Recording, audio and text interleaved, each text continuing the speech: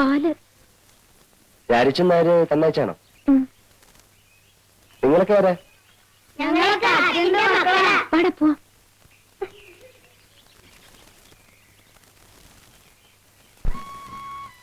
ചേച്ചി അയാൾ ബാബുരാ?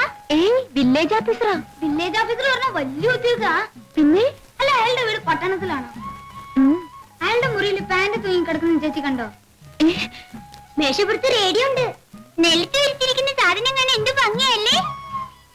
അയാളാണ് ചേച്ചി കല്യാണം ആലോചിക്കാൻ വരുന്നെങ്കിൽ നമുക്ക് സമ്മതിക്കാല്ലേ? അവിടുന്ന്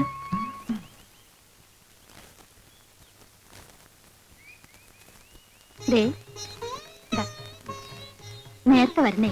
പിന്നെ നേരത്തെ വരാതെ നിന്നെ ഇവിടെ ഒറ്റയ്ക്കാക്കിട്ട് എനിക്ക് സമാനം ഉണ്ടോ? വരട്ടെ.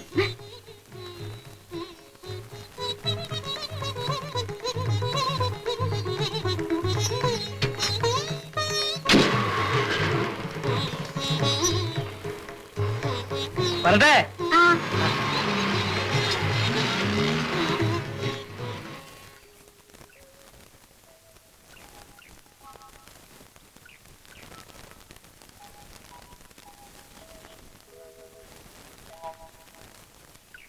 പറഞ്ഞേ ശരിയാ. എങ്ങനെങ്കിലും ഇങ്ങനെ ശ്രദ്ധയപ്പെട്ട കാര്യം ചെയ്യിച്ചു. അതിനിപ്പോ എന്തൊരു വഴി. പട്ടണത്തിൽ നിന്നും 10 നേരം ഈ സൂര്യനുദിക്കും, ഈ സൂര്യനുദിക്കും.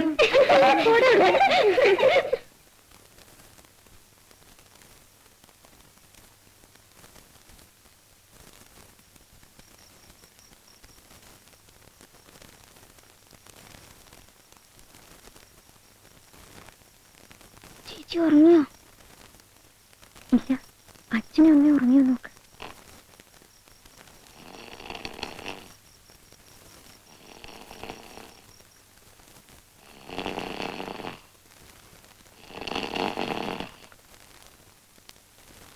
ഉറങ്ങി. ചേച്ചി അയാളുടെ ശരിക്കും ചേച്ചി പറയാറുള്ള പോലത്തെ ആളാ. പക്ഷെ നമ്മളെന്താ ചെയ്യാ? നമുക്ക് അയാളുടെ അച്ഛനോർ കത്തെഴുതിയാലോ? അത് വേണ്ട. എന്താ? കത്ത് കിട്ടിട്ട് അയാളുടെ അച്ഛൻ നമ്മളെ അടിക്കാൻ വന്നാലോ? അയ്യോ, എന്നാ വേണ്ട.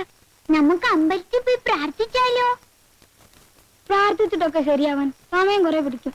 അപ്പോഴേക്കും ഇനി വേറെ വല്ല കല്യാണക്കാരും വരും. നമുക്ക് അയാളെ കട്ടോണ്ടെന്നാലോ?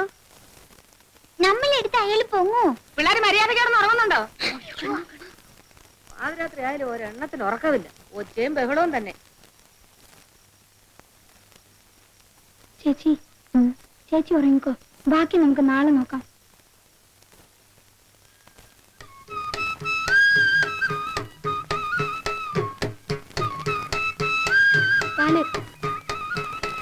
ആഹാ, എല്ലാരും മുണ്ടൊക്കെ എടുത്ത് വലിയ സ്റ്റൈലിലാണല്ലോ.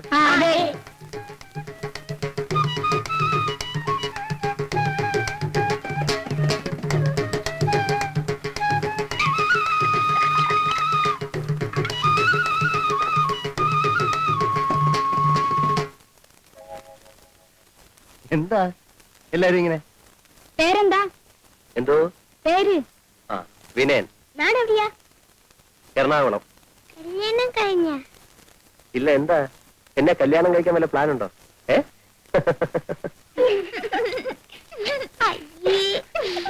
വീട് വലിയ വീടാണോ? ആ, അതെ. വീട്ടിൽ ആരൊക്കെയുണ്ട്? അച്ഛൻ, അമ്മ, അനിയൻ, പിന്നെ ഒരു അനിയത്തി. കാറുണ്ടോ?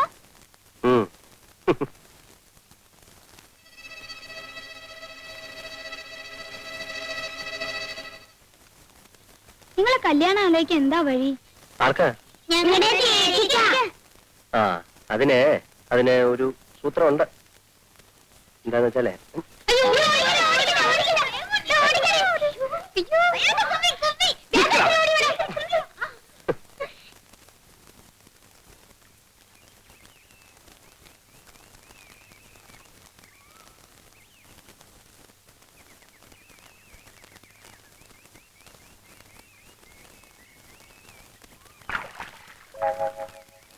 കുട്ടിപ്പട്ടാളം കൂടെ വന്നില്ലേ?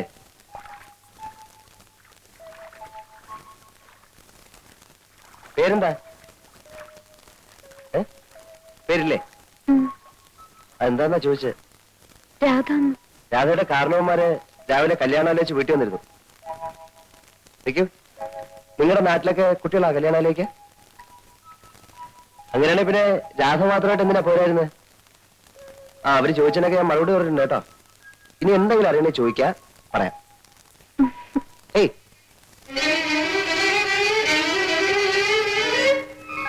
കൊള്ളാം, നല്ല പെൺകുട്ടി. കല്യാണം കഴിക്കുന്നെങ്കിൽ ഇതുപോലൊരു പെണ്ണെ കഴിക്കും. പരിഷ്കാരത്തിന്റെ ചായം പൊള്ളാത്തും. അല്ല എങ്കിൽ പിന്നെ ഈ കുട്ടിയെ തന്നെ അങ്ങ് ആലോചിച്ചാൽ എന്താ?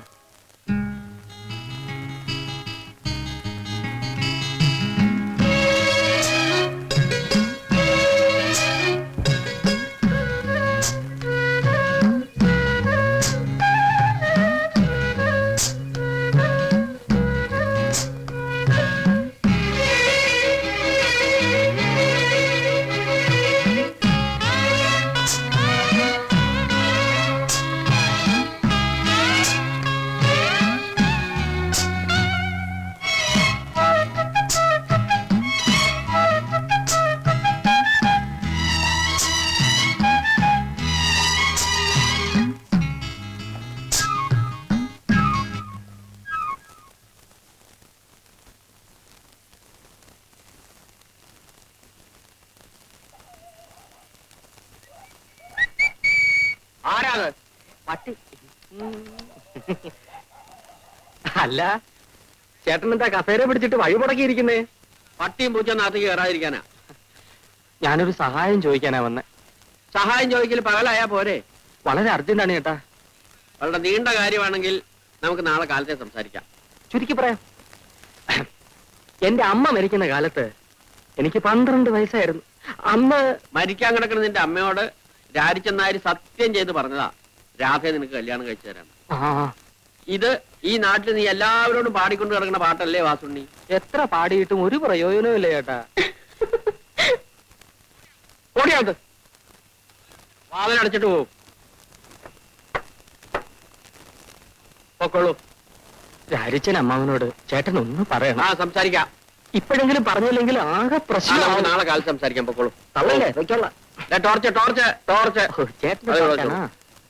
ദാ, രാവിലെ തൊട്ട് വൈകുന്നേരം വരെ ആ പാവം മനുഷ്യ സ്ത്രീയെ പൂട്ടിയിടും.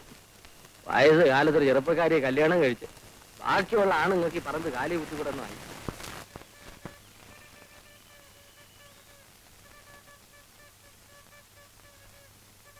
പാല്. നിങ്ങൾ തനിച്ചേ ഉള്ള അതെ, ചേച്ചി എന്തി? ചേച്ചി വീട്ടിലുണ്ട്. എന്താ വരാത്ത? ചേച്ചിക്ക് നാണം. നാണോ? എന്തിനാ? എന്തിനാന്നും ഞങ്ങൾക്ക് അറിയില്ല. എന്നാലേ ചേച്ചിയോട് ഒന്ന് ഇങ്ങോട്ട് വരാൻ പറയോ? പറഞ്ഞാലും ചേച്ചി വരില്ല. അതെന്താ? നാണം.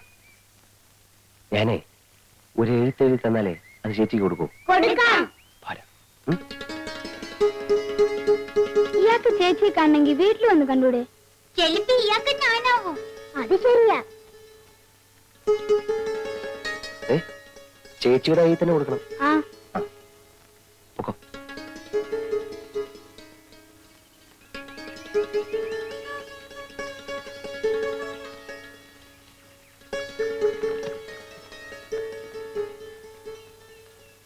പ്രിയപ്പെട്ട രാധേ, പ്രിയപ്പെട്ട രാധേന്ന്. വളരെ അത്യാവശ്യമായി ഒന്ന് കാണണം, വരുമോ എന്ന് വീഞ്ഞാൽ.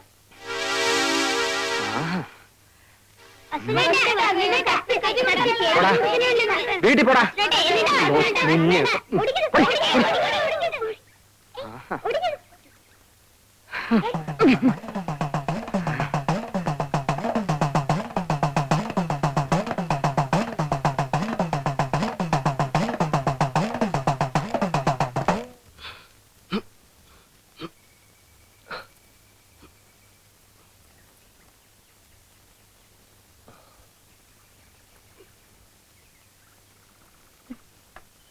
ചേച്ചി, അയാള് ചേച്ചിക്ക് ഒരു കത്ത് എഴുതുന്നു. എന്നിട്ട് എവിടെ? വഴിക്ക് വെച്ച് വാസുണ്ണീട്ടും വാങ്ങിച്ചു. നിങ്ങൾ എന്തിനാ കൊടുത്തത്? കൊടുത്തതല്ല, എന്റെ തട്ടിപ്പറിച്ചതാ. തട്ടിപ്പറിക്കാൻ എന്തിനാ സമ്മതിച്ചു? പോയി വാങ്ങിട്ട് വാ. ഇല്ല, പോടാ.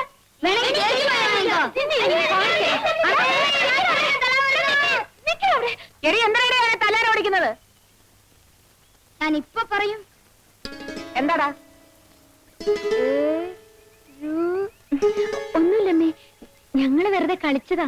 കളിച്ചതല്ലമ്മേ, സുവേട്ടനെ തല്ല ഓടിച്ചതാ. എന്താ കാര്യം എന്ന് പറയടി. അമ്മേ ഞാൻ പറയാം.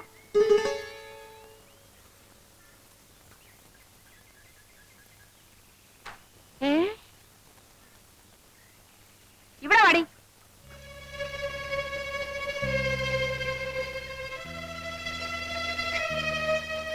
എന്റെ പൊന്നു മോളെ, ഇപ്പോഴെങ്കിലും നിനക്കൊരാളെ ഇഷ്ടമായല്ലോ. വാ മോളെ.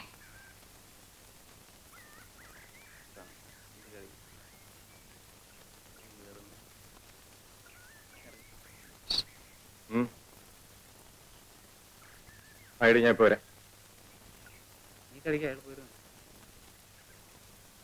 ഒരാളെ ഒന്ന് തല്ലി തരണം. അല്ല ആളാരാ? ആളെ ഞാൻ കാണിച്ചു തരാം. പക്ഷെ കേശവൻ ചേട്ടൻ ഒറ്റയ്ക്ക് പോരാ, ആളൊത്തിരി കരുത്തനാ. ഒരു 2-3 പേരും കൂടെ വേണം. കാശ് എത്ര തരും? കാശൊക്കെ ഞാൻ തരാമെന്നേ. നമ്മളിനി അങ്ങനെ വല്ലതും ഉണ്ടോ? ഞാനില്ലേ. അതുകൊണ്ടാ കടം പറ്റില്ലെന്ന് പറഞ്ഞത്. ചേട്ടാ, എന്റെ കല്യാണം കഴിഞ്ഞിട്ട് ചേട്ടന് ആവശ്യമുള്ള പണം ഞാൻ തരാം. എന്നാ പിന്നെ കല്യാണം കഴിഞ്ഞിട്ടല്ല. അയ്യോ, അതിന് മുമ്പ് കല്യാണം. 50 രൂപ വെച്ചിട്ട് കാര്യം പറഞ്ഞാൽ മതി. 50 രൂപയ്ക്ക് ഞാൻ എവിടെ പോവും? പിന്നെ സാറേ, വാസുണ്യ. സാർ സാറേ ഓഫീസ് വിട്ട് വരികയായിരിക്കും. അതെ. ഞാൻ സാറിനെ കാണാൻ വീട്ടിലോട്ട് വരികയായിരുന്നു. എന്താ? അടിയന്തരം ഒരു 50 രൂപ കടം വേണം. എനിക്കല്ല, രാജിച്ചനമ്മാവനാ, രാധയുടെ അച്ഛന്.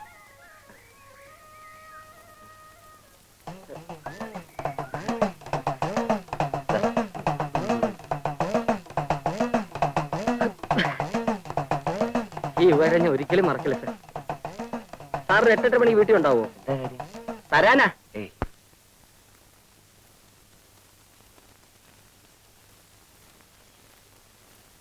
ഇവിടെ ആളില്ലേ? ആരാ? ഞങ്ങളാ. ഞങ്ങളോ?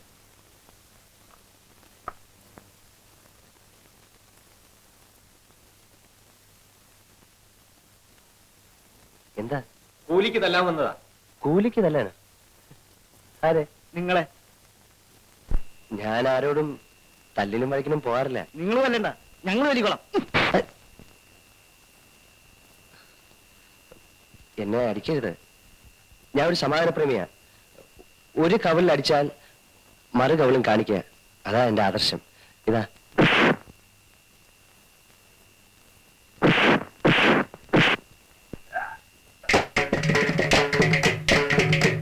അപ്പൊ താനല്ലയോ പറഞ്ഞു സമാധാനപ്രേമിയാണെന്ന്? അത് ഞാൻ പണ്ടൊരു പുസ്തകത്തിൽ വായിച്ചതാ. ഇപ്പോഴത്തെ കാലത്ത് അത് പറ്റത്തില്ല.